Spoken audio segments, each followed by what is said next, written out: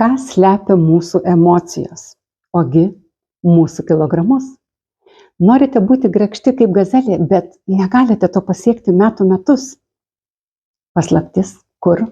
Ogi paslaptis mūsų emocijose, mūsų vidinėse traumose, kurias mes esame patyrę.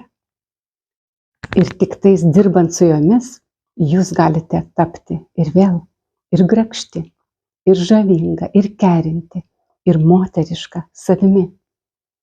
Visi geri kūno specialistai pastebi, kad tos moterys, kurios dirba su savo emocijomis, su savo vidinėmis traumomis, su savo žema saviverte, su baimėmis, stresu, kurias jos patiria galbūt kiekvieną dieną, su savo kančia, ašaromis, nepasitenkinimu, įsižeidimais. Būtent visa tai ir mažina jų savivertę. Jos jaučiasi, tiesiog visada jos jaučiasi prastai.